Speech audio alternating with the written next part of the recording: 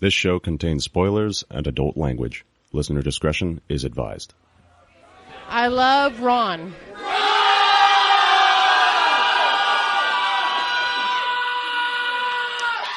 One of my best friends who just knows me the way that nobody else does. And his show between his brothers and him are the shit.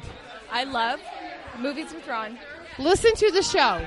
Movies with Ron gets me through my entire day. So when you're on your way to work or on your way home from work or whenever you have time in the car. This is the shit. Feliz quinceañeros, Ron. You know what? It's so effing cooler than the god effing movies. And he's funny as shit. All of them are. All of them.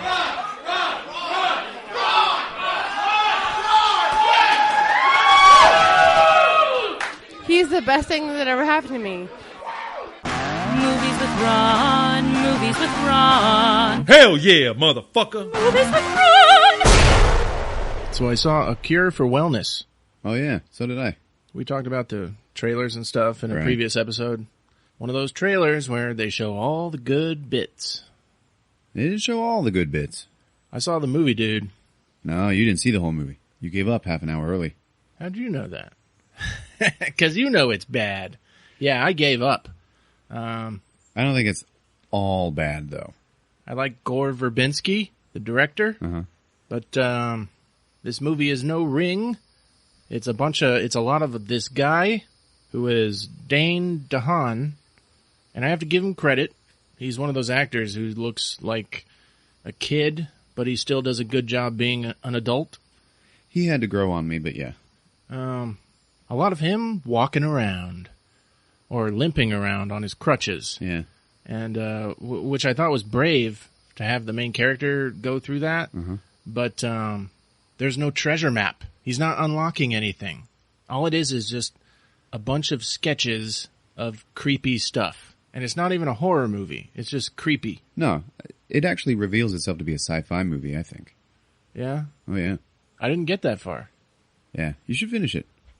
You can't just make it a sci-fi movie in the last half hour. I agree.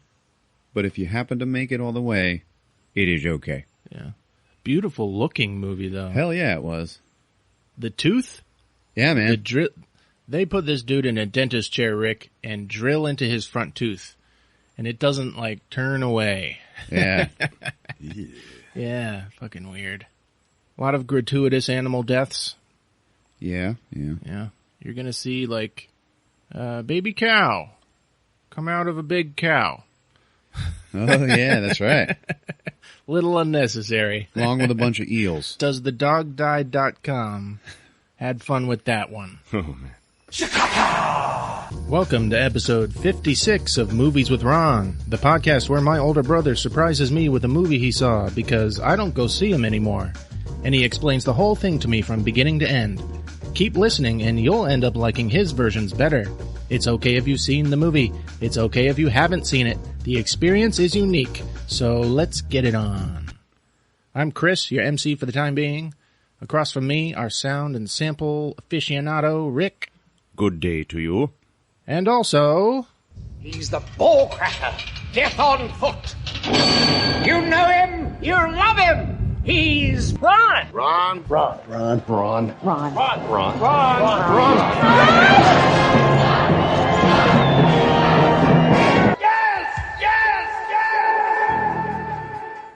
Hey, Ron. Hey, what's up? Ted Raimi is directing his first film. Aw, really? Yep. It's called The Seventh Floor. Okay. It's a thriller. I don't care if it's good or bad. Good for him. Yeah, man. It's his brother is Sam Raimi, the director of the Evil Dead movies, some of the Spider-Man movies. Yep. Talented director. He's always had Ted Raimi in his films in bit parts. Uh-huh. Finally. He played Henrietta in Evil Dead 2. Oh, yeah. Yeah. Come to Henrietta. Remember when we were younger, one of us would like something and then the other one would start liking it too? Sure. Yeah, and we'd be like, what the fuck? It never ends. All right. Avatar 2 is going to be in 3D, but you don't have to wear glasses. Wow. Yeah. In like 2029 when that movie comes out. Yeah, we're not sweet. going to need 3D glasses. That's awesome. I hear it's like a prequel, which I am not interested in at all. Good Lord. Yeah, I hear it's about how the Earth came to needing to go to Pandora.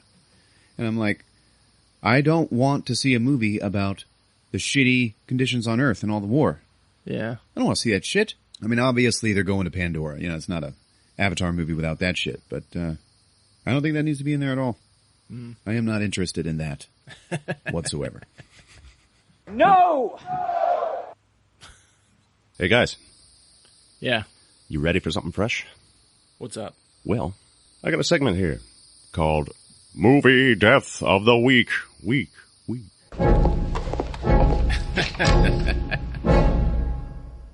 Hey, all right. What you got? This week's death is in a movie from 1988 called Die Hard. Does everybody remember the candy bar stealing terrorist Uri? The long-haired and yet simultaneously bald Asian guy? That's right. Of course we do. Yeah. He had a good facial hair game going on, too. Yeah, he did. That's right. Well, there's a part in that film where Uli is getting all the hostages up on the roof. But he's coming down the stairs and opens the door, and that's when he meets John McClane and immediately gets shot 6 times to the chest. Beautiful scene, and I love the sound effects that goes with this. It's just rapid fire trigger pulling.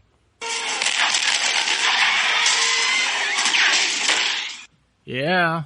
But that actor, his name is Al Leong, and he has been doing stunt work in movies for a very long time. Yeah. I'll post him up on the social media. Oh, hell yeah. We've actually done episodes that he's been in the film. Oh, yeah? Oh, yeah. We did They Live. He was actually a Resistance member in that. Big Trouble Little China. He was Genghis Khan in Bill and Ted's Excellent Adventure. Yeah. Oh, man. There you go. Yeah. My Science Project. Oh, shit. Yeah. He was in I Come in Peace. Last Action Hero, Double Dragon, Escape from L.A., Replacement Killers, Godzilla, Lethal Weapon 4. Actually, there's something funny about that. Because he was in Lethal Weapon 1 as well.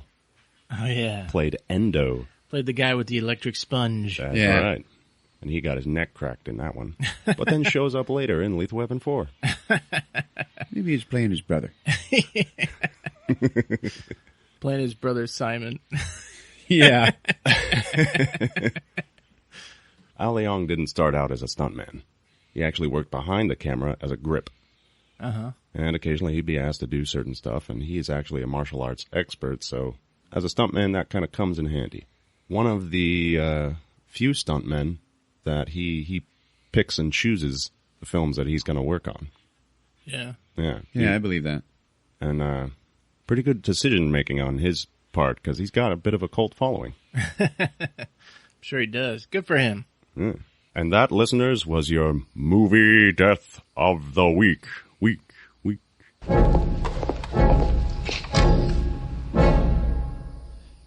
All right. I saw Hacksaw Ridge. Yeah? Great movie, man. All right. Love that movie. Mel Gibson is a good director. Yeah, he is. Yeah. Can't wait to see him in Daddy's Home, too. The thing about Hacksaw Ridge, though, is it's so profound and so amazing, and yet really it's still just if the army part of Forrest Gump were a whole movie. Yeah. It is the army part of Forrest Gump. Okay. All right, he's not like he's not slow mentally. Right. They do think he's crazy. Yeah. He doesn't seem that crazy to me, though, in the movie. He just doesn't want to hold a gun. It's like religious? Yeah. Okay. Yeah. And because of his father, who, holy shit, Hugo Weaving as his dad. All right. All right? Amazing. His dad's like an alcoholic, Uh-huh. and he's horrible because he was in the last war. Yeah. And both of his sons have joined up, and he's like, oh my God, he's like about to explode. And he's a drinker, and but that's partly why the son doesn't want to carry a gun. Yeah. He wants to help people. The whole first half of the movie is a nice 50s, 40s life, and then him going through basic training. Yeah. And, his drill sergeant is Vince Vaughn. Oh, really? Yeah, like you would never expect it. And, like, he's no Arlie Ermy. Yeah. But, and I don't think I would have cast him, like, personally. Right. But for some reason, Mel Gibson did. And, he's the drill sergeant. He's, like, not loud at all. Yeah. It's fucking He's like, weird. Okay, you guys, look, we're going to do some drills now, okay? Yeah. This is the way it is. All right. Come on, guys. He sounds like he's tired all the time. Yeah. Let's get out of here. The guy above him, the dude from Avatar, Sam Waterston? Worthington. Worthington. There you go. Nice seeing him in something other than a blue character. Yeah. You know? Yeah. I liked him in Man on a Ledge. Oh, yeah. He was in that, too. Yeah. Both of those superior officers have to go with them into the war. Why? It is weird. I don't know. Like, it seems unrealistic. It seems like it was a narrative decision. Well, just because it's never happened in a film. Yeah, it is supposed to be based on a true story. It's pretty documented. Yeah. Maybe it's real. Maybe that was part of a program back then. Yeah, I knew I should have joined the army. But whole second half of the movie is him saving those bastards' asses. Yeah. The whole Hacksaw Ridge, it's a big cliff Yeah? that they have to climb, which is funny because they hang a whole net down Yeah? the cliff. It's like, I don't know, an eighth of a mile. They have to go up that square climbing net. Yeah. Big distance. But this is like the Americans, this is the only way they can access it. Okay. And that's where he has to lower them all down. I thought they were climbing up. Yeah, they climb up. Yeah? They all get hurt. He has to lower them all down the cliff. Oh. Yeah. Hacksaw Ridge. Check it out. Jeez. Hey, I saw Okja. Oh, yeah? Yeah. With the super pigs. Aren't they cute? Yeah, dude. They look like hippo manatees. Yeah. That's a good... They are cute. Yeah. And Okja, the main one, like jumps around and frolics like a big giant puppy. And it is visually stunning. Like Okja himself. And yeah, man, it is a great movie. It's very dramatic. Jake Gyllenhaal, wow. Yeah? Oh yeah. Good. Also Paul Dano. Hell yeah, dude. Is he a bad guy? No. Oh, okay. He's like the leader of the Animal Liberation Front. Oh, wow. He's trying to save Okja. Heather actually thought it was a pretty sad movie because, the whole thing is like an allegory for Monsanto and in particular the meat industry. Uh-huh. Yeah. So, she found it a little hard to watch. But I loved it, man. It was a good flick. Yeah. Hey, guys. Yeah. I got a message the other day from one of our listeners. Okay. Mike Kaysen. Oh, good old Mike. Yeah. Shoots me a message and says, listening to the podcast, they made a movie that they knew about zombies and had fun killing zombies. Oh, shit. It was pretty well known. You've seen it, I'm sure. Zombieland. They knew about zombies the whole time. I loved Zombieland. So did I. I don't know if I'd consider that one of those movies, though. We talked about a zombie movie where they know about zombies before the outbreak even happens. Right. And analyzed it a bit. Doesn't have to be zombie movies. A lot of people accuse vampire movies of this. But, see, they may have called them zombies in Zombieland. But they didn't know what they were yet. Yeah. You got the whole scene of Mark Zuckerberg in his college dorm with the girl. Right. The girl's in trouble. And he's like, ooh, trying to be a gentleman and stuff, Yeah, then she zombifies. Yeah, and he doesn't know what to do. Yeah, he has to go through the whole learning process of taking out the head. Yeah. That's how he learns. And, then he has his lessons, he tells you throughout the film. Which is narration, so it's actually being said after the fact. Yeah. So, So no. No. Guess again, Mike Kaysen. We remain unconvinced. And we love you. You meddling little shit! We love you, Mike. Good luck on your journey up to Ohio. Okay. So I was skimming an article, going around the interwebs, looking for stuff to talk about. The interwebs. I was just skimming. Came across this part, something, you know, Jordan Peele's brilliant race horror movie, Get Out, blah, blah, blah. Yeah. I was like, a racing horror movie? What's wrong with me? Then I started thinking about, like, racers, and each one of them has, like, a ghost in the back seat. Yeah.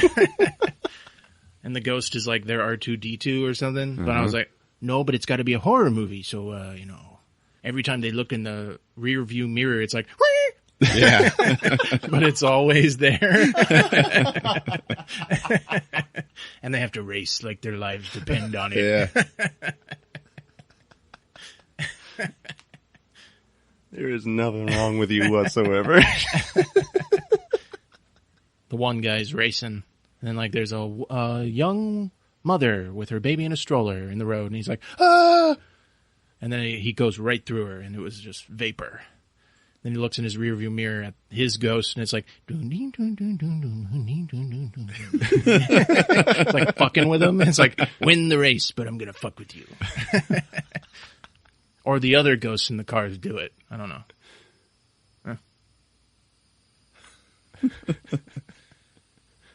Baby Driver. Yeah, man. I was excited. Dude, I loved this movie. That's it. I like the director. Oh, yeah. Edgar Wright. Yeah. Fresh off that Ant-Man debacle. So he made something like personal. A celebration of car chases. Yeah. Baby Driver. The kid's name is Baby, I guess. Yeah. I mean, I don't know. We'll get into it, but Edgar Wright made the Cornetto trilogy with the Simon Pegg and Nick Frost. He did Scott Pilgrim. Wasn't a big fan of that, but there was definitely had his flavor, hyperkineticness. You know what I mean? Yeah. Hyperkinetic. That's what his stuff is. And Spaced, the TV show. Oh, yeah. I know it's not TV with Ron, but can't recommend that show enough. Huge fan of that show. I love Edgar Wright, guys. I really do. I love the Cornetto trilogy. I love Spaced. Love them, okay? I also was not the biggest fan of Scott Pilgrim vs. the World, but I admit it was such a well-made movie. It's very well put together. I don't know anything about Scott Pilgrim. What was it, a video game or something? It was like a anime. Okay. Comic. I don't know anything about it, but I would be willing to bet it was masterfully translated onto the big screen by Edgar Wright. Mm-hmm. Mm-hmm. Because I think, as much as I love Edgar Wright, that's all he does. All of his stuff is all just nostalgic for older things, you know? Right. Things that we all love, and that's why we love his movies so much. So it's really like he sees this old car chase movie, The Driver, and he's like, man, I love this movie. I wish this was my movie. And then he makes it his movie. Yeah. That's what he did with the Cornetto trilogy. It's like a celebratory, yes. Celebratory imitation. And I am not knocking him because no one does it better. Yeah. Like, if you want something rebooted, I think Edgar Wright is your man. You could say the same thing about Quentin Tarantino, though. And I could make cases for, like, even Reservoir Dogs. There's an old Chow Yun-Fat movie called, like, Something Tomorrow. And it is, he has to fight the Reservoir Dogs in that movie. And Quentin Tarantino just made his first film just about the bad guys from that old Hong Kong movie. Huh. And everything he does is just, he knows what he's doing. He used to work in a video store. Him and Edgar Wright, they're both nerds. So they have that library of shit in their head. Fans making movies. Well, there is one monumental difference between Quentin Tarantino and Edgar Wright, and that is pacing. Edgar Wright's movies are all paced perfectly. Yeah, You know? okay. They never stop. And Quentin Tarantino's movies, they are all about sitting in a room having a conversation. Not going to argue with you there. Okay. You know what this scene needs? Everybody sitting around a table. I don't like using critic terms like, pacing, but in Baby Driver, it was undeniable. Like you were on the edge of your seat the entire time. Yeah. And everything that happened in the movie, it's not like you couldn't predict it, but what you couldn't predict was how it was going to happen. Right. Yeah. It was beautifully done. All right. Absolutely. In fact, I'm going to tell everybody, even after you listen to this show, still go see this movie. Because there is that little bit of magic, that Edgar Wright hyperkineticness that I am just not going to be able to get across in a recap. All right, listeners, put your earbuds in and cue up that playlist, because it's time for Baby Driver on Movies with Ron.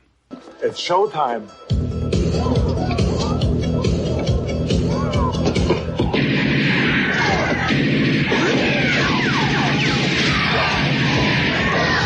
Get the people out! Come on! Get the people out! All right, so then we see the first car of the film. It's the only one I really took note of. The make and model, which was a red Subaru Impreza. Yeah. Once I saw that it was a Subaru, I was like, oh, shit.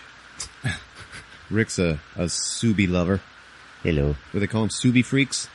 Oh, I don't know if they do. I read it in an article. Lovingly. When one goes underwater, they call it a Scoobaroo. Nice. And sitting in the driver's seat is Baby, played by Ansel Elgort. He's from the Divergent movies and also The Fault in Our Stars, so none of us have ever seen him in a film ever before. No. Very well known to preteens. Yeah. Did a great job. Good. Silent as a stone.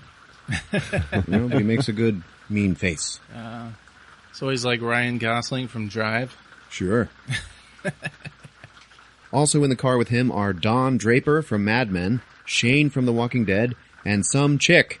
Oh, I know her. Yeah, her name in this movie is Darling. Okay. And they are about to rob a bank, baby. Okay? So they're like, all right, let's do this. All right, let's go. Now in the back seat is Don Draper and Darling. And they're like making out and shit. So they're like husband and wife, boyfriend, girlfriend, whatever. Okay? Shane's sitting in the front and he's like all pissy with Baby. Uh-huh. He acts in this movie just like Shane did in The Walking Dead. Like, he's a fucking asshole. So then they all put on their sunglasses. Baby stays in the car. Everybody else gets out and runs into the bank. They all got shotguns and shit, okay? As soon as they walk into the bank, he presses play on his music, and now we hear the song really loud. It's like a, funky rock thing, and he starts totally rocking out in the car. Okay, he's like singing along to it. He's hitting the steering wheel, turns on his fucking wipers, and speeds them up to the beat. Yeah. Okay? It's kind of weird. Then Baby looks in at the robbery happening, and he sees Shane getting pretty violent with people in the bank. And he's like firing his shotgun into the air, and then Baby gets all serious. So then they all just come running out, and they get in the car, and the action begins, baby. And we get this awesome fucking chase with this red Subaru where he's like doing all this super slick shit. He's drifting. Okay. Yeah. He's speeding down the road, and there's a truck parked like horizontally across the road, so he like drifts sideways and just barely misses it. Hakuna Matata, bitches! Evidently, this is the first time this crew has ridden with Baby, so they're all like fucking scared as shit. But you can tell they kind of trust him, because he's pulling off some impossible shit. Yeah. There's a scene where the cops like roll one of those nail strips across the road. Baby fucking evades it. It's so damn cool. He like drifts to the side and he like just catches the very end of it and then just kind of drags it along the road and flings it away. He's fine. Nice. And then a cop runs into it. Yeah, it's cool. Now he's got this big, giant, flying V of police cruisers behind him. He looks over, like, across the median at another highway that's running the same direction as him, and he sees 2 other red cars. One is a VW, and the other one is a Chevy, but they're all small sedans, just like his. Yeah. So he jumps the median and gets in between them. All right? There is a chopper above looking down at him, so now there's just 3 red cars on the highway, okay? As soon as they enter a tunnel, he speeds up, goes to the side of one of them, and then now instead of being in the middle, he's on the left. Yeah. And then they exit the tunnel, Oh. okay? So now the cops don't know who the hell to follow. And then he just exits the highway. It's actually beautifully done. Wow. And then, yeah, that is how he loses the cops. So then they just pull into a parking garage. Then they switch cars to, something boring. He lets the girl drive, and then they just drive away to the hideout at their leisure. Ah, Yeah, it was nice. And then it just says, "Baby driver." Down, down, down. And I was like, okay. I think this is going to be fun. Then it just cuts to Baby walking along the street, okay? And he's wearing his earbuds. He was wearing his earbuds almost throughout this entire movie. He's walking down the street, and he is just rocking out, okay? He's like jumping up and down to the music and stuff, and like turning around and spinning. And it doesn't look like a musical number, really, but you can tell that every single step of it was choreographed with precision. Yeah. To make it look natural. So he goes into a coffee shop and he orders 4 coffees, and the guy's like, "What's your name?" And he's like, "Baby." Kid's like, "Baby?" And he's like, "B-A-B-Y, baby." As he's waiting for his coffee, he sees this pretty girl walking along the road outside. And he just like stares at her for a minute because he's still like awkward. So he takes the 4 coffees and he leaves, and he's walking back to the hideout. And there's a couple of cops walking by him. He has to like, "Oop, hide his face a little." He gets in the hideout and everybody's divvying up money. Big old stacks of cash. The guy counting it out is Kevin Spacey. He is the boss, and he does not fuck around. No, I don't. So just excuse the shit out of me. Fuck yeah. Hell yeah.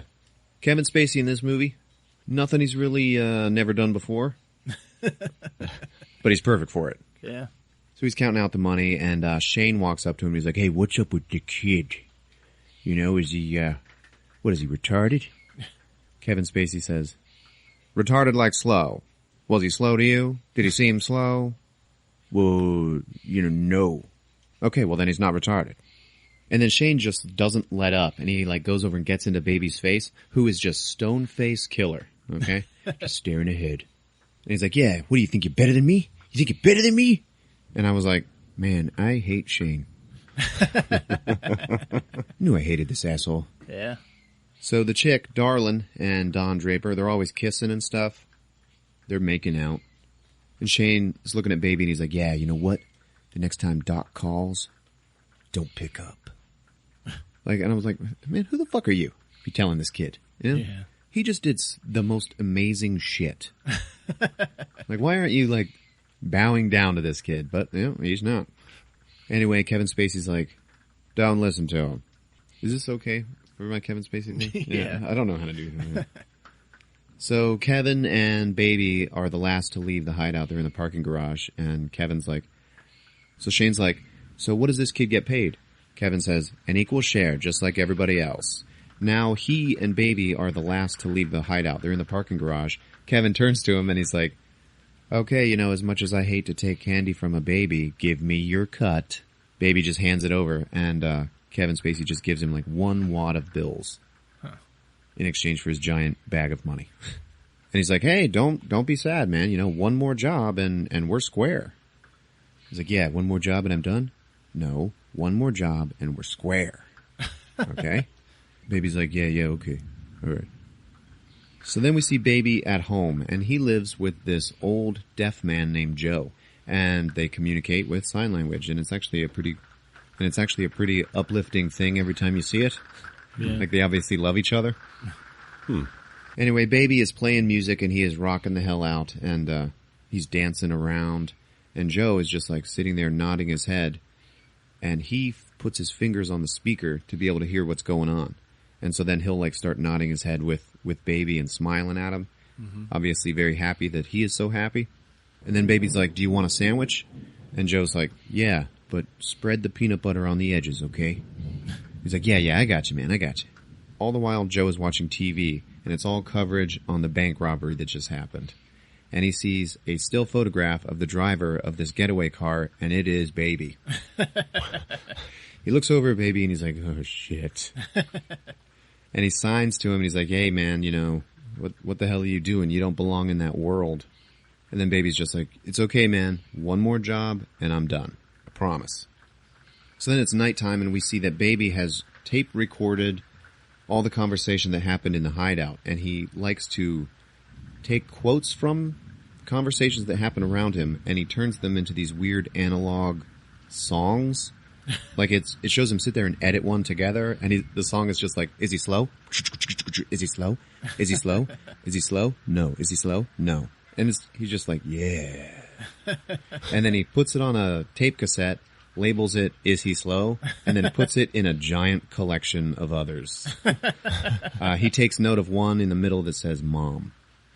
Then we get a flashback of his parents in the front seat of their car, and they are having a big old blowout fight.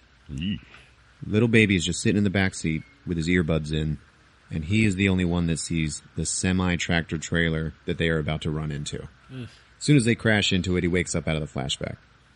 A little dark. Oh, yeah. So then we cut to this diner. Bo's Diner. Happens a lot in this movie. And Baby's just sitting there with his earbuds in, and then he sees that same girl from before walk into the diner. She's got big headphones on, and she is singing along to it. And the song that she is singing is, B-A-B-Y, baby. And he's like, huh? Then he starts recording her. She disappears into the back, comes back out as a waitress. And she's like, hey, what can I get you? Hey, are you recording me? And he gets all super awkward, and he's like, no, okay. I mean, I guess, I was just playing around. And she's like, well, are you just getting off work, or are you getting ready to go to work? And he's like, yeah, I don't really have a schedule. They call and I go. Right then, the phone buzzes. She's like, what do you do? And he's like, I'm a driver. She's like, oh, really? Like a chauffeur? Yeah, you drive anybody I know around? He's like, yeah, I hope not. They get to talking, and they have, like, amazing chemistry for him being so socially awkward. I guess they connect over music, and she talks about, like, her perfect playlist. Sure.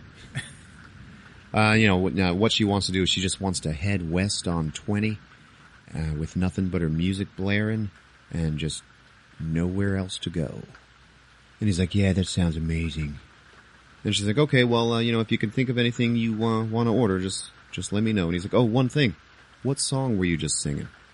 And then it cuts to him in a record store buying that song. And now he's back at home with Joe, and he's listening to it. And he is going crazy, jumping around, singing along to it.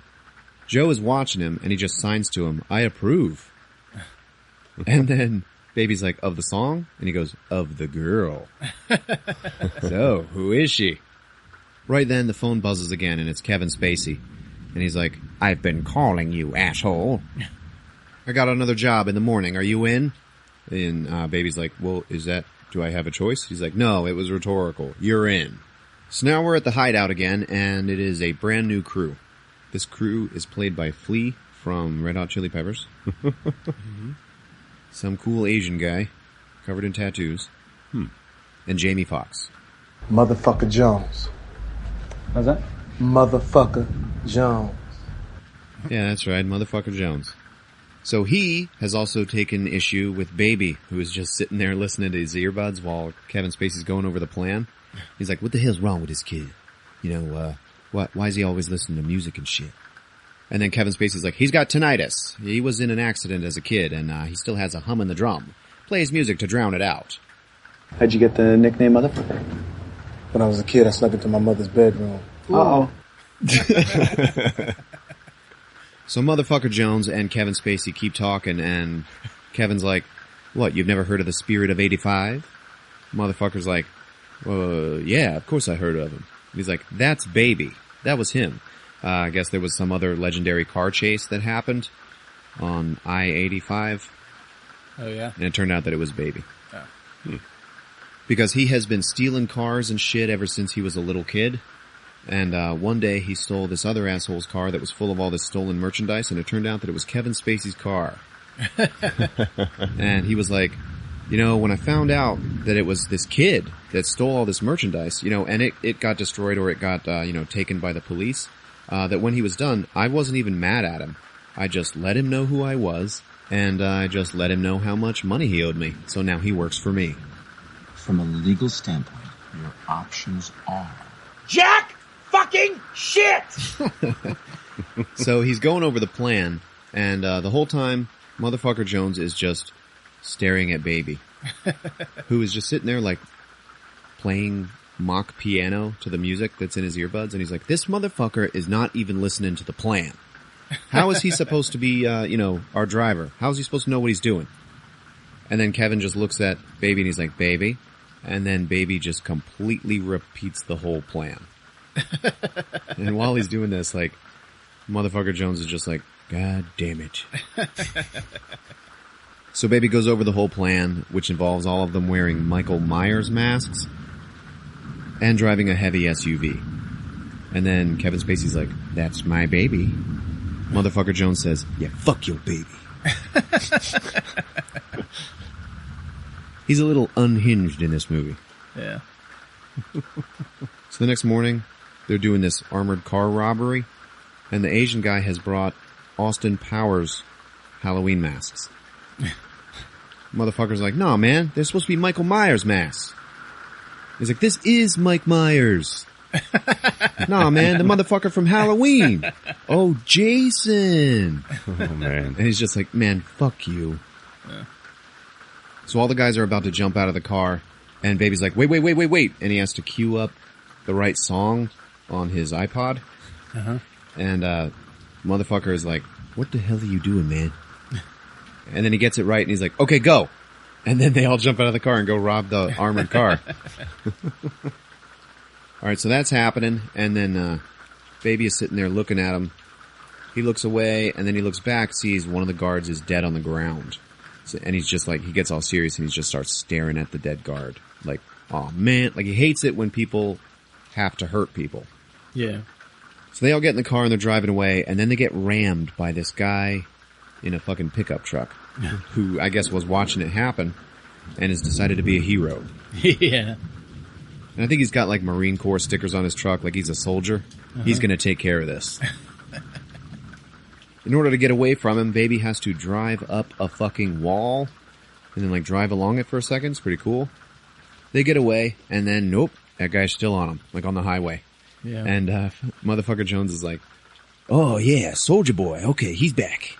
He pulls out his shotgun, but then the pickup truck fucking rams them again and is now pushing them sideways down the highway right next to a semi-tractor trailer. So Baby kind of freaks out just a little bit. We're going to Big Park! So Motherfucker Jones just points his shotgun at this hero guy, has got him dead to rights, when Baby kind of bumps the barrel of his shotgun and makes him miss. But it doesn't matter because the hero then flips his own truck. Just couldn't handle the chase. Now they're on a crowded highway, and their SUV is full of bullet holes, so they need a new vehicle. So they all get out, they run down the highway, one of them loses his shotgun. Motherfucker picks some little sedan, and they carjack it, and the lady has an infant in the back seat, and she starts screaming that. The motherfucker's like, I don't give a fuck. Baby gets into the driver's seat, turns around, grabs the infant out of the car seat, and just hands it to the lady. And then they speed off. The Asian guy is like, oh man, I lost my shotgun. I left it behind. Motherfucker Jones is like, that is unfortunate. Motherfucker looks at Baby and he's like, hey man, did you make me miss my shot? Baby's like, no.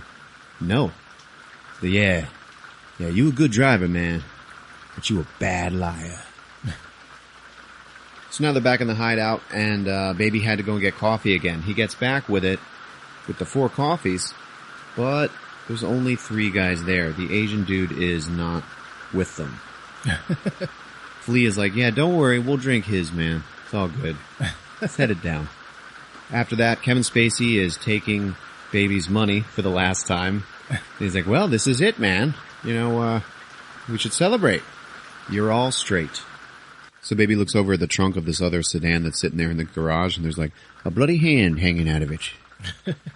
And Kevin's like, yeah, look at this. And he opens it up. You see the dead Asian from the crew. I guess he was killed because he lost his shotgun, left the evidence behind. And then Kevin Spacey's like, yeah, I need you to sunset that ride for me. Okay, have a good night, man. So then Baby is at the junkyard, and he's having the car crushed, which gives him another flashback. And it turns out that his mom was a singer, which accounts for his love of music. We also see her and his father giving him a birthday gift, which turns out to be his very first iPod. Me and your mama did it in the Rustler's Steakhouse bathroom when I was 17. And then you showed up. But his parents keep fighting like all the time. So he wears his iPod to drown that out. Then we see the crash again. And he wakes up at his flashback and he leaves the junkyard. But now he's got a lighter heart.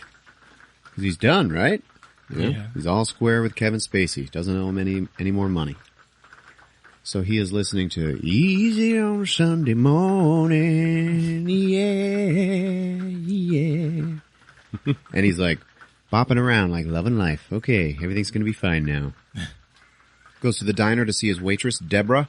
And she's like, well, I'm just leaving, but, I can hang out and take your order if you want. And he's like, well, where are you going? Can I go with you? She's like, sure. So then they go on a little impromptu date to the laundromat. Just before they left, another waitress comes up. She's like, yeah, he's a cute kid, huh? Deborah's like, yeah, he's sweet. The other lady's like, yeah, he's been coming here since before I started working here. I think his mom used to work here. So they're talking to the laundromat, and they're talking about music because they both love it so much. And she's like, yeah, my name's Deborah. There's only like one song with the name Deborah in it. But my sister, her name's Mary. She has all the songs, So many songs have Mary in it. What's your name? And he's like, Baby. She's like, your name is Baby. Like B-A-B-Y, baby. And he's like, yeah, that's it. She's like, well, then you have all the songs. Wow, you got all of us beat. He's like falling in love with her like pretty quick. They have really great chemistry, like I said, but he also tells her that I've spoke more to you today than I have to anybody else all year long. She's like, yeah, where do you live? And he's like, I live with my foster dad. After my parents died in that wreck.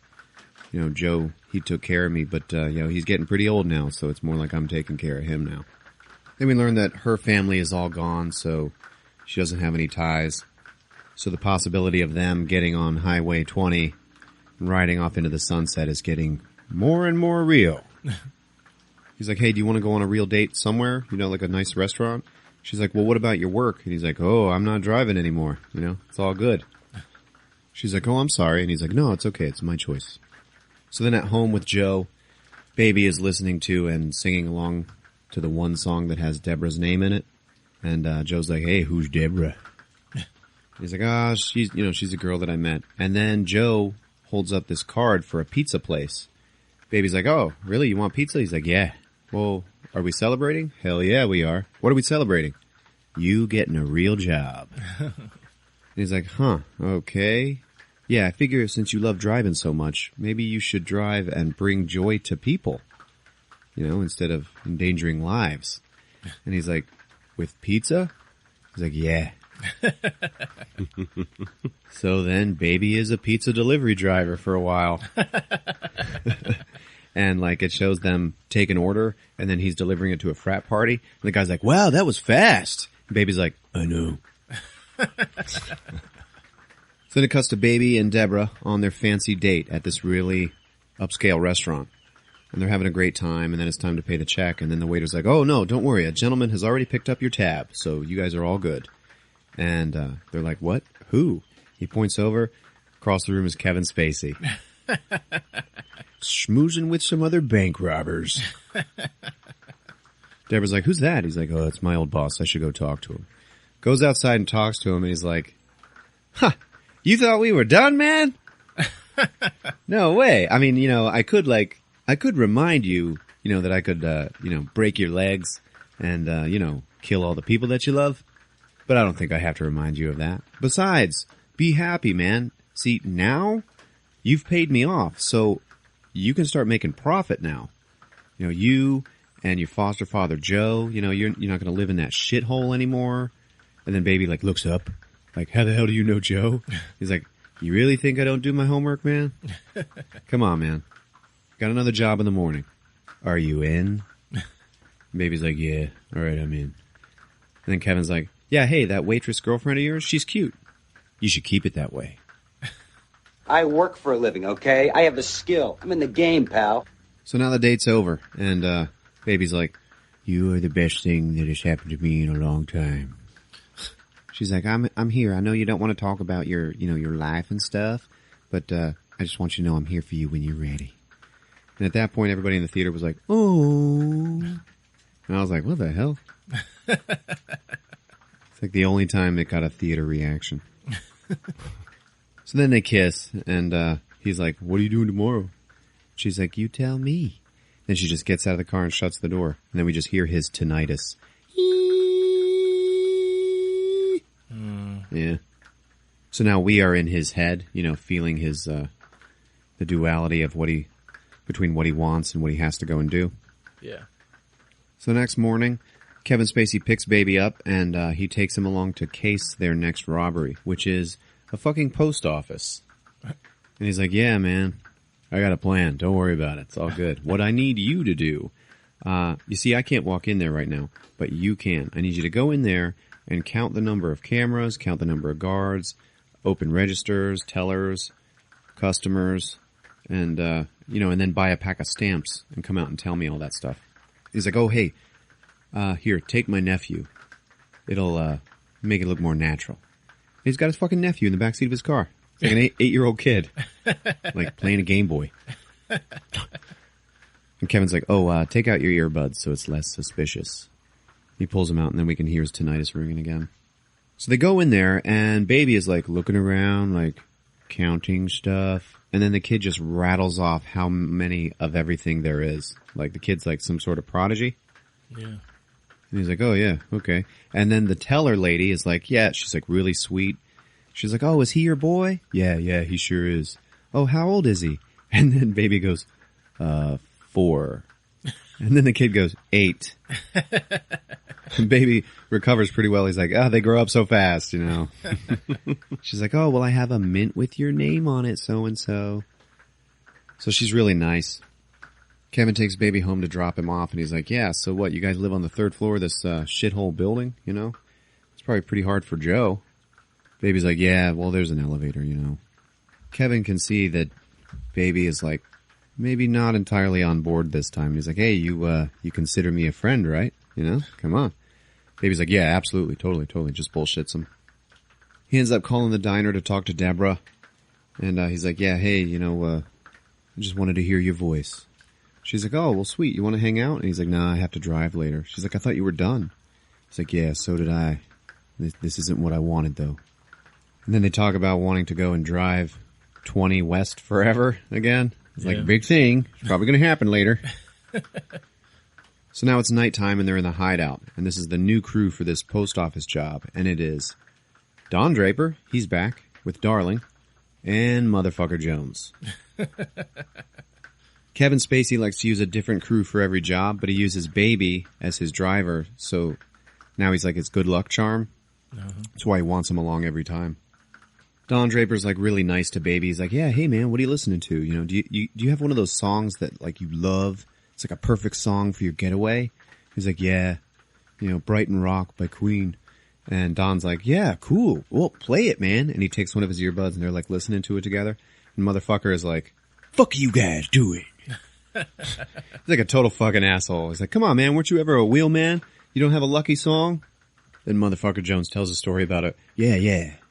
There's another guy that I had. You know, we were about to start a job, and then he stopped the job because there was an unlucky song playing. He called it a hex song. Okay? Like, yeah, well, what happened? Did you guys do the job? Yeah, we did. He died later. You know, unrelated. Someone didn't love you enough when you were little, did they? Good call. So now Kevin's going over the plan, and he's like, why a post office? Money orders, motherfucker. They've got cases and cases of money orders, and each one of them can be worth, $1,000. You just need to know a guy that has a machine that can do all the printing and stuff. And lucky I do. They're like, oh, wow, cool. So there's like millions of dollars that they can take. He goes over the plan. Don and Darlin are going to go into the front. He's going to make believe he's taking her hostage while motherfucker goes in through the back. Now there's another thing he shows them. They're all going to wear these safety glasses that have little UV lights that surround the eyes. And when you see it through a surveillance camera, it just totally brights out their face. It's actually pretty cool. And he's like, now, before we go and do this job, you guys are going to need some hardware. So you're going to go see the butcher, which is his, his arms dealer. And you have a really early morning, which means you guys are staying the night here. And then Baby, looks up because he's supposed to go and hang out with Deborah or something like that, or he wanted to. And then, motherfucker just looks at him and he goes, oh yeah, we in bed now, baby. Don't touch me, man! So, Baby's driving them to go and meet the butcher. Motherfucker's like, yeah, pull over this gas station real quick. I'm gonna get some gum. You guys want some gum? And Don and Darlin are like, yeah, sure, that's cool. They're in the back making out like they always are. Motherfucker looks Darlin up and down, because he's always looking at her ass and shit like that. And he looks over at Don, and Don's just like, nods his head like, yeah. So then motherfucker Jones goes into the gas station, and Darlin's talking to Don. She's like, what I really thought was really sexy is when you stabbed that guy. And he's like, which guy? The one who robbed you, or the one who got in my way, or the one who looked at you funny? He's like, oh, the one who looked at me funny, yeah. He's like, oh, yeah, that was pretty cool. And she goes, motherfucker Jones just looked at me funny. Oh, God. And Don's like, oh, man. You want me to kill motherfucker Jones? And she's like, well, not till the job's over. And he's like, yeah, okay, shit. Jeez. Motherfucker Jones gets back in the car and throws all of the gum in the store into the laps of Don and Darlin. Don's like, what the fuck? Man, what'd you do, rob it? Then Baby looks inside and does not see the cashier standing behind the desk. Then motherfucker says, well, you guys said you wanted some gum. What I'm supposed to do, pay for it? And then he looks at Baby and he's like, go. Go, come on, man, move it. So Baby has to get the fuck out of there. So now they're going to see the butcher and buy some guns. Motherfucker Jones makes Baby get out of the car and go with him, and he gives him a gun. He's like, act like you know how to use this, okay? And you know what? Why don't you cue up something funky on your iPod in case we have to rip this place up? Baby's like, okay. And he does. They end up meeting the gun guys, and they're all like, the fuck's this kid in the earbuds? What the hell's going on? Is he a cop? No, man, he's just listening to tunes. He's real young. Yeah, what's he listening to? And then motherfucker goes over and listens to one of his earbuds, and he's like, oh, tequila. So then the butcher starts talking, and he's this really short guy in a totally white suit, and he starts talking about all the guns like they are fine cuts of pork, and he calls the grenades sausages. While he's going over all this info, motherfucker Jones looks at one of the crates, and it's stamped APD. So the butcher's like, well, what have you decided? And then motherfucker Jones just goes, you know what? I'll go with the picnic shoulder because I just love smoking pigs. And he just starts fucking shooting everybody. They all get into this huge shootout. Don and Darlin start shooting as well. They're like, oh shit. All of those motherfuckers get killed. Okay? I might add that this is all happening to the song Tequila. And there's fucking gunshots going off everywhere. So then motherfucker and Don and Darlin are all fighting with each other over why motherfucker Jones just decided to kill everybody. Yeah. And all of a sudden, one survivor is left. And he just runs past him to get into his car and drive away. Motherfucker kills him, and then they all have to get into a car and speed away. The song is still playing, and then motherfucker just pulls one grenade and tosses it back, blows the whole thing up, and goes, tequila! They caused an explosion. So now they're going back to the hideout, and they drive by Bo's Diner, and motherfucker Jones is like, hey, baby, pull over here. I'm hungry. Baby sees what he's pointing at, and he's like, oh, fuck that, and he does not stop. Then motherfucker's like, God damn it, stop the car! Fucking scares him. So he stops the car. And he's like, I said I'm hungry. And then baby's like, I don't want to go in there, man. I hate that place. Because he knows Deborah's working. And then motherfucker's like, oh, well, with a review like that, now we gotta go. So they go into the fucking diner, all four of them. Deborah, like, watches them walk in. She looks at baby, and he has, like, this look on his face like, don't fucking talk to me. And she does not, to her credit. They're sitting at the table, and motherfucker Jones, like, completely psychologically picks Don Draper apart. And he's like, yeah, you know, I can tell what you are. Like, you were some kind of stockbroker or something like that, buried yourself in debt, probably lost your wife and kids, and then you ended up in a world of sex, drugs, money. Must have been your lifelong ambition. And then Darlin, like, gets all serious, and she's like, listen, motherfucker Jones, don't fuck with my man. You haven't seen him angry, and when he sees red, all you are gonna see is black. And then motherfucker Jones just starts clapping, and he's like, oh man, that was such an awesome performance. That's so good. Wasn't it, baby? And he's like, you know, nudging him, and everybody is completely uncomfortable because motherfucker Jones is all like, fucking kind of losing it. So then Deborah walks over.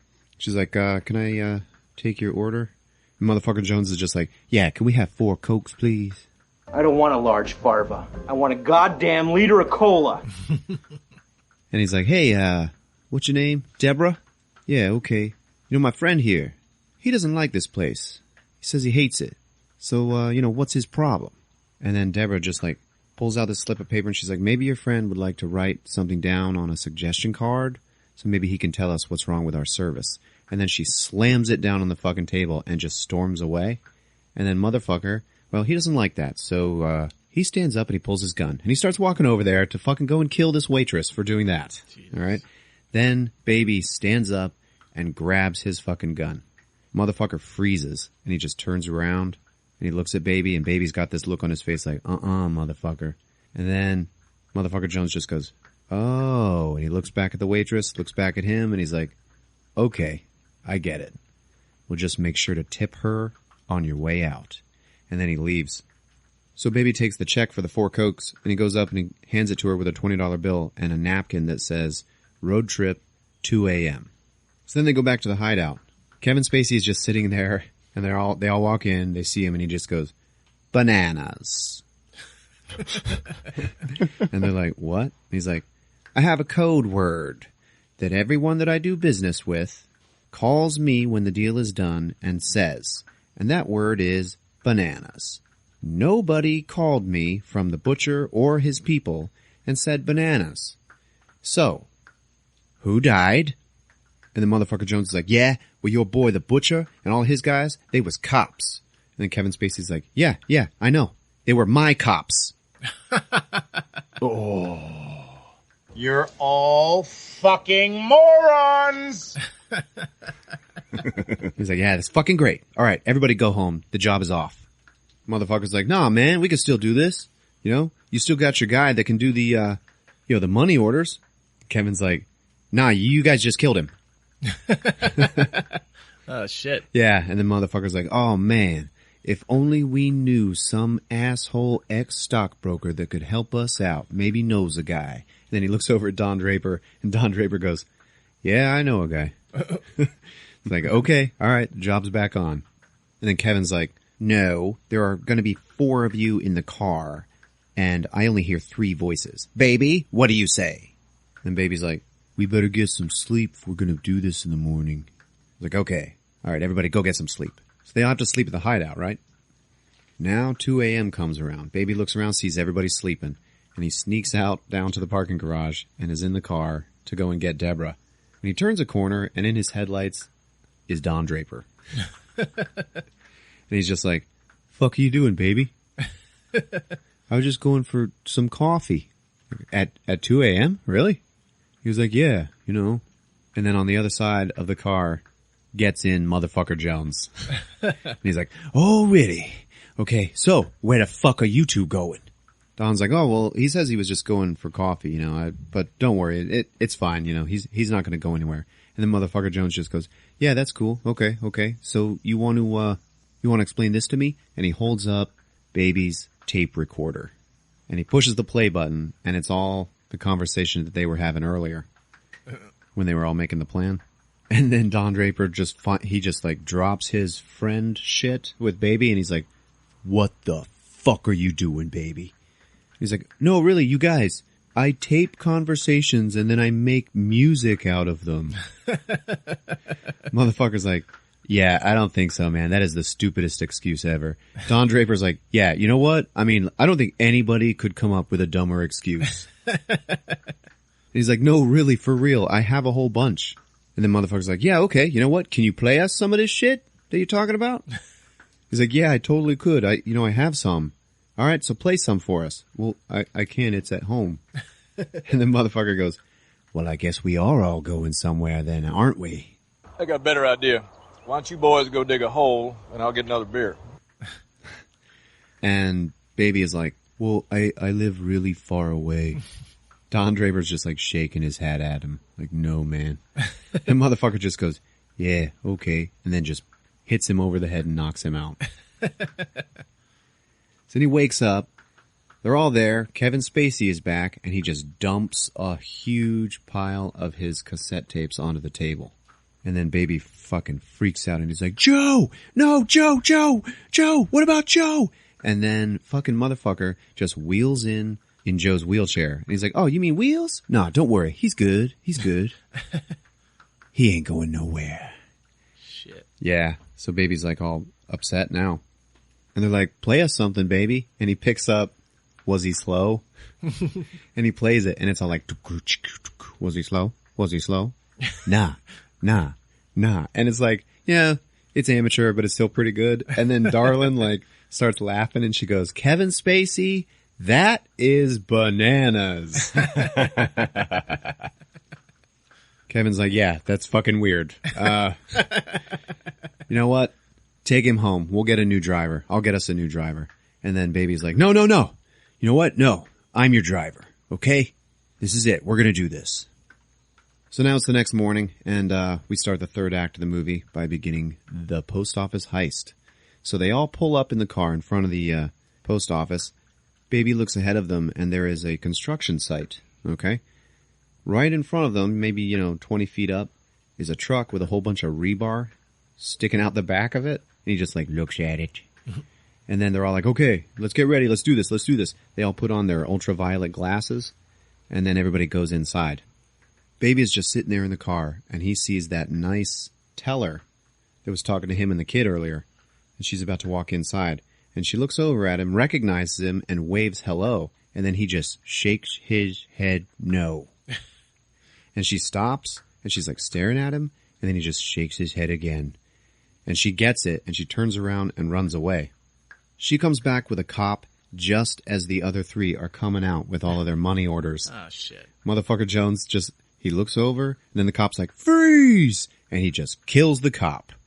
And then the teller like freaks out. She runs away. They all get into the car, and motherfucker Jones is like, "Come on, baby, drive! And he's not moving. He's not going anywhere. And he's like, "Motherfucker, you are pissing me off, you little bitch. Now move!" Baby just slams his foot on the gas, goes straight, hits that fucking truck, and impales motherfucker Jones in the face with all the rebar that was sticking out the back of it. Wrecks the car, okay? Shit. Holy shit. Help me, Jesus! Help me, Jewish God! Help me, Allah! Help me, Tom Cruise! So then Don Draper's like, "Oh, Jesus! Oh, what the fuck did you do, baby? What the fuck did you do?" Baby turns around and just goes, "I moved." It's like, "You moved? Oh, Jesus!" So then all these cops start showing up. Everybody gets out of the car, and they all just start fucking shooting. Darlin and Don, they kind of like get away. They run and hide. And Baby, he's got a gun on him, but he's like a super escape artist, right? And he doesn't have a car now. So now he has to do this big, huge Ferris Bueller running through shit. Yeah, all right. He has to escape on foot, but with the same smooth quickness that he uses in the car. And then all the cops, they're also on foot, like chasing him, and they like run through a mall, and he has to like change his jacket real quick. He runs out of the mall, and it's like, the alarm is going off because he stole it. And he's like running through, and he's jumping on stuff, like he like jumps through the two doors of a minivan. Like, seriously, it was like Ferris Bueller. Yeah. It seemed like it would have been a good time for, like, maybe some parkour, but none of it was to that level. So he makes it to the parking lot, and he busts into a car, and then he starts it up with a screwdriver in the ignition. I did notice that it was a Toyota. And then the other two, Darlin and Don Draper, they aren't too far away. They actually see him do this. They're like, oh, shit, he's got a car. So they go and they jump into it with him, and they're like, all right, man, get us the fuck out of here. Come on, go, go, go. Real simple, son. Cops are coming. Time to be a man. Whole bunch of cops roll up. He's not quite able to drive away yet. And then Darlin just gets out, has like 2 submachine guns or something, and just starts blowing all these cops away. And is then immediately killed for it. By said cops.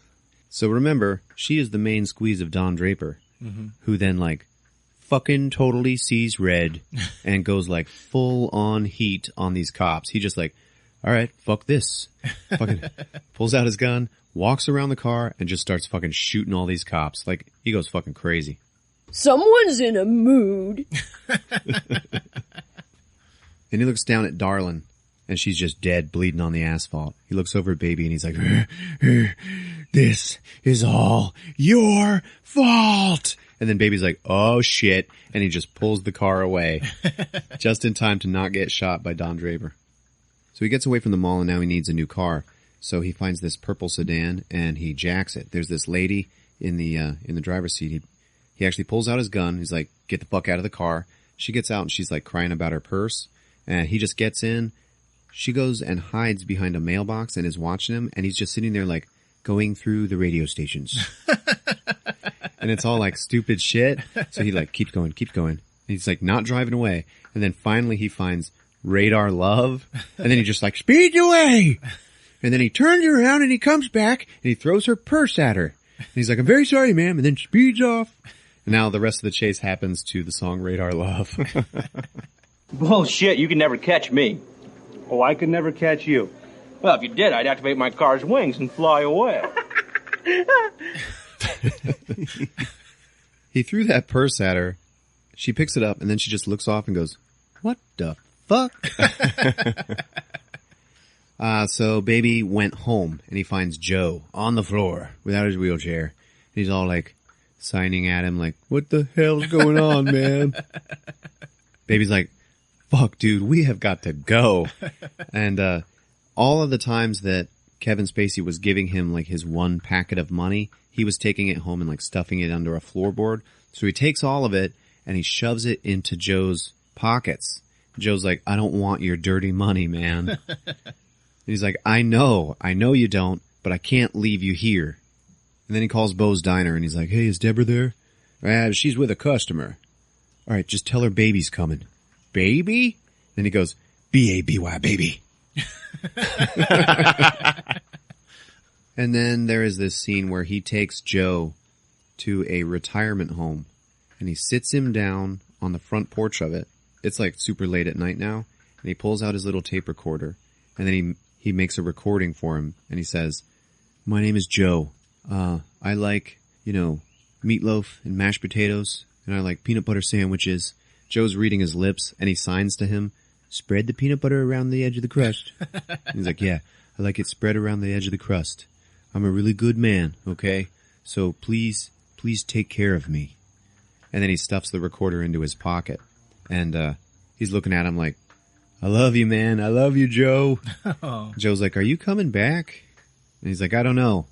But I'm so pissed off because I told you I'd never let anything happen to you. So I hope everything's going to be okay. And then all these cop sirens start happening, and there's a fucking chopper. Police chopper just shines its light right down on Joe. Joe looks up at it, and he looks around, and he sees that Baby is already gone. And then he just looks up at the chopper, and he signs to it, and he says, stop playing with yourself. You want to know what he actually signed? Yeah. Sure. Good luck. Like, good luck catching my baby.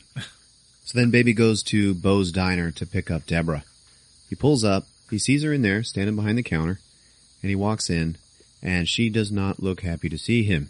And he's like, hey, what's going on? And she just goes, your buddy's here. And then he looks to his left, and sitting at the counter in the diner, which is otherwise empty, is Don Draper. And he looks pretty haggard. And he's just sitting there with a newspaper folded in front of him. And he opens it up, and there is a pistol. And he just goes, "Hey, you two lovebirds. I was hoping I would catch you." And he's like, "Yeah, I really loved Monica, all right? I really loved her." This was Darlin, because they all have aliases. And he's like, "Yeah, so baby, how about Deborah? Do you love her, man?" And he's like, "Yeah." And right then, a police cruiser pulls up. And this big fat cop gets out. And he walks into the diner and he's like, "You got a key to the bathroom?" And then Deborah's just like, "Yeah, here you go." And then the cop goes back to the bathroom. It's like, how are you guys tonight? Draper's like, yeah, good. Cop disappears, right? Then Don Draper looks at Baby and he just pats the stool next to him. Like, "Come here, buddy." So Baby goes and sits down next to him. Don Draper points at his coffee cup and Deborah comes over with some hot coffee. And I was like, "Oh, okay. Gonna throw it in his face." And then she just pours him a cup of coffee. And her hand's so shaky that it like overflows. And Don Draper just goes, "That's plenty, darling." Don Draper pulls one of Baby's earbuds out of his ear and he listened to it. And it's this old song, "Never Gonna Give You Up." And he's like, "Yeah, that's cool. That's a good one, man. But you know what?" And he rips them out of his ears and he's like, "Song's over, but you still gotta face the music." Right then, another waitress walks out and goes, "How you two doing?" Don Draper looks at her and he's like, "Oh, we're doing great. Aren't we, Baby?" And he turns around, looks at Baby. Baby's already standing up with his gun in his hand and just shoots that fucker in the chest. Boom! Down goes Don Draper. Shit. Dude, yeah, it was a fucking awesome scene. So then Baby and Deborah and the other waitress, they just fucking book it right out of the diner. They just run, okay? They're outside. The waitress looks at the other cop and she's like, "He just killed him. He just killed him." And the cop's like, "Where?" And then he looks and Baby and Deborah are like already gone. Meanwhile, the fat cop heard the shot, comes out of the bathroom, looks at Don Draper on the floor. He's like, "Hey, are you okay?" Don Draper rolls over and he's like, "Yeah, I'm fine." And then kills that fucker. Jeez. Now Baby and Deborah, they're leaving. She's like, "What are we going to do, Baby? What are we going to do?" He's like, "We're going to head west on 20 with nothing but our music and no plan." And she's like, "Well, yeah, that's great, Baby, but we ain't got no car and we got no music." And then he goes, "Yes, we do." And he looks over and there's this red Dodge Challenger with like LEDs under the wheels and shit that's like booming and thumping over here at the side of the road. They walk over to it and there's a couple of like white boy homies inside, you know? And Baby just goes, "Get out of the car." And he holds up the gun and they just laugh at him. Like, "What, you holding, man? You packing?" He's like, "Yeah." And then one of them goes, "Man, have you ever even fired a gun before?" And then Deborah just goes, "Yes, he actually just used it about 5 minutes ago." And then both of them just go, "Oh shit, okay." And they just get out of the car and run away. And then the one turns back to him. He's like, "Hey man, can I at least get my phone?" And Baby just goes, "Nope." And just drives away. So that's what he uses for the music. They go to a payphone and he calls Kevin Spacey, who actually answers. And he's like, "Hey man, it's Baby. I need your help." And Kevin Spacey's like, "Yeah, no. Okay, I am closed for business with you, man. No fucking way." And he just hangs up on him. So he's like, "All right, fine. We'll go see him." So they drive to the hideout. Baby walks in. He's looking at Kevin Spacey and he's like, "Hey man, look, I really need your help." And he's like, "Dude, I told you, fuck no. Okay? Can I just have one thing then? Can I have one of my tapes?" And he's like, "Fuck you." He's like, "Look, man, we did so much work together, man. Come on, I just need this. I just need some help. Just let me get one of my tapes, okay?" And then Deborah walks in and Kevin Spacey looks at her and he sees that they're in love. "Hi, I'm his lady. I'm Susan. I painted the car. We had sex." And he just completely changes his mind once he sees that. And he's like, "Okay, you know what? All right, go ahead. Get your tape. Come on, let's go." So Baby goes over and picks up the tape marked Mom. Now they're in the elevator and they're going down. So they're on their way to the parking garage in the elevator and Kevin Spacey's like, "Yeah, I was in love once. You know? So, I get it, okay? And then, ding, the elevator doors open up, and there are 3 of those fucking cops that were at the butcher's meeting, okay? And they are standing there wearing like bulletproof vests and shit, and they're holding guns, and they're looking at him, and Kevin Spacey just goes, bananas, and just starts fucking shooting them. Because you have no balls, and your fathers had no balls. Kevin Spacey looks over at Baby and Deborah, and he's like, run! And then he gets fucking shot. And he goes down a little bit, and then he looks over and he sees that one of those guys on the ground is still alive. So he just walks over and he shoots him. And then he comes back and he's like, I thought I told you to run. And then a police cruiser starts driving in and is running its siren. And they're like, wait, what about that? And he goes, don't worry, just get out of here. I'll take care of the cops. And then Baby goes, that's not the cops. And we see into the police cruiser, and it's fucking Don Draper. With like a fucking crazy look on his face. Yeah. He comes in and he just fucking runs Kevin Spacey over. Kills his ass. Oh. Yeah. He was torn apart! So Baby and Don get into a fight, alright? But Don is still in his cop car, so he's like, I'm gonna fucking run you over. They're like pretty close to each other, okay? Yeah. Don is just about to run over Baby. Speeds up to him, and then Baby's like, fuck this. And just fucking jumps up onto the roof of the car and like totally misses it. And then Don just slams into the side of the parking garage. And you were like, oh, okay. He's dead now. Nope. He actually backs that fucking cop car up and he's like still driving it. So Baby and Deborah get into another car and they're driving out of the parking garage. And he's like, that's it. No, stop. We got to get out. And she's like, what do you mean? And Baby's like, I gotta finish this. So then Don Draper's like, driving the wrecked cop car through the garage looking for him. Yeah, no, don't see him. Looking for him. Then he looks over to the right and he just sees Deborah just like fucking standing there staring at him. And he's like, what the fuck? And he stops and then Baby fucking rams him from the other side with this big huge pickup truck. Oh. And now using this pickup truck, he just starts to push this fucking police cruiser right over the edge of the parking garage, okay? Mm-hmm. And they're a pretty long way up, all right? Now, Don Draper, at the last second, like, oh, holy shit, he sees what's happening, and he goes to open the car door, and then the car just fucking falls and crashes down onto the ground upside down. So then Baby gets out of the truck, and he goes over and he looks down and sees that cop car burning, and he's like, all right, cool. Then he turns around, and Deborah goes, Baby! And right behind Baby is fucking Don Draper. Pointing a gun at him. Like he made it out of the car. And then Don goes, you know what, Baby? You took something away from me. I think it's only fair that I take something away from you. And then boom, boom! He just fires the gun once on each side of Baby's head right next to his fucking ears. And the whole movie just goes, Eee! And you're like, oh, fuck, dude. Yeah. He just fucking made Baby deaf. Shit. So Baby actually goes down from the pain of it, you know? And Don Draper is like looking over him and you can hear what he's saying, but it's like really muffled.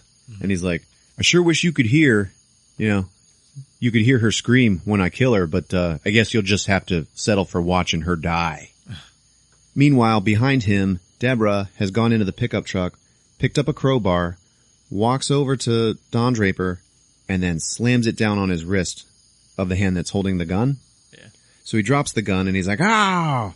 Baby then uses this opportunity to shoot Don Draper in the leg. And Don Draper's like, holy shit! And then he just starts, you know, stumbling backwards. And then he stumbles right over the edge of the parking garage and falls to his death. Yep, I'm flying through the air. This is not good. Man. And then Deborah looks over Baby and she's like, Baby, can you hear me? And he's just like, he can't hear shit. Yeah. So he's fucked. Then he wakes up, and it's daylight. And he's like in a pickup truck, and he could hear a song just barely. It's very faint, but it's easy like a Sunday morning. And he wakes up, he hears that, and he looks over at her, and she's driving. He's like, what are you doing? She's like, I'm just driving, baby. I'm just listening to your mom singing. She has such a beautiful voice. And then Baby puts his hand on the car speaker, and now we can hear the song very clearly. And he's like, yeah, I know. So, they're just going to be riding off into the sunset together and heading west on 20. Well, I wouldn't get used to it because you know it's not going to last. Yeah, and then they get to a bridge that's full of cops and they have to stop. She goes to reverse the truck. Whole bunch of cops appear behind them. So, yep, they're caught. And Baby's just like, you know what? It's fine. Babe, you don't belong in this world. And then he gets out. He pulls the keys out of the ignition. He gets out and he tosses them over the bridge so that she can't try to get away. So she has no choice but to just not put up a fight. Uh-huh. And then he walks around the front of the truck, puts his hands on his head and gets down. And they take him down. I feel like it would have been cool if this movie ended there, but it did not. And we get a big montage of his trial. And, all these people testifying for him. And it turns out they're all the people that he was nice to. Starting with Deb. And, she's like, he just has a really good heart. And the lady whose car he jacked, that he returned the purse, she was like, he came back and he gave me my purse. And he said, I'm sorry, ma'am. And then the teller at the post office, she was like, he shook his head like he was warning me not to go in. It was such a wonderful thing. And then old Joe, he's up on the stand and he's signing and he's like, yeah, he got into some trouble when he was younger and then he was pressured to get into all this from that Kevin Spacey bastard. He's a good boy. And then the judge is like, all right, the sentence is 25 years in prison. And everybody's like, oh, Jesus. He's like, but he is eligible for parole in 5. So then there's this other sequence where he's in a white jumpsuit and he's in prison. And he's like mopping floors and shit. And he's like sitting on the doctor's table and the guy's like looking in his ears. Like maybe he's going to be okay. And then he gets some mail and he's reading through it and it's a whole bunch of postcards and they're from Deborah. And all the postcards are like scenes with like cars on highways and shit. Like Route 66 type shit. Uh-huh. And she's like, even though I heard it so many times in the trial, I still can't believe that your real name is Miles. And she's like, there's a whole lot of Miles songs, but before we get to those, we're still going to have to get through all those baby songs. I'll be waiting for you. All my love, Deborah. And then Baby smiles, and he like looks in the mirror, and he's like imagining her waiting for him when he gets out of prison, and it's all happy, and then the credits roll, man. Ah. Yep, that's it. Pretty good. Yeah, I like this movie. It got real heavy and serious, like, in the last 30 minutes or so. I read that. But then I was thinking, the whole Cornetto trilogy is like that. Yeah, and actually, those old 70s car chase movies are like that, too. Yeah. Where it's like, yeah, cool cars and shit. And then in the last 10 minutes, there's like, all these fucking cops die. Same kind of thing happened in Heat, Yeah. What'd you think, Rick? It was adrenaline stacked. Everybody needs to go see this. It's a good-ass movie. They did a good job of making you hate Motherfucker Jones and then John Hamm, Don Draper. Yeah. Because at one point I was like, who's the bad guy in this? Yeah. Kevin Spacey's the boss, but what's going on here? And, that was a good evolution of the story. Yeah. With those characters. John Hamm was like the star of the show. You want to talk about character development? Yeah. Oh, yeah. He goes from your favorite guy to this fucking raging maniac. Yeah. People wonder why he isn't a movie star. He should be. Yeah, he totally should be. Good philosophy. See good and bad. I like. All right, folks. If you're using Apple Podcasts, leave us a rating and review. We'd love to hear from you. We've got Twitter and Instagram at Movies with Ron. There's a Facebook page. All right, it's been fun. Love you. Take care, guys. Movies with Ron.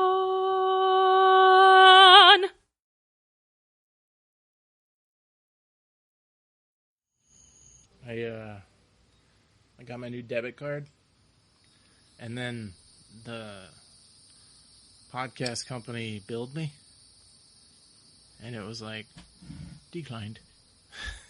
And I was like, so I think for a couple hours we had no shows on.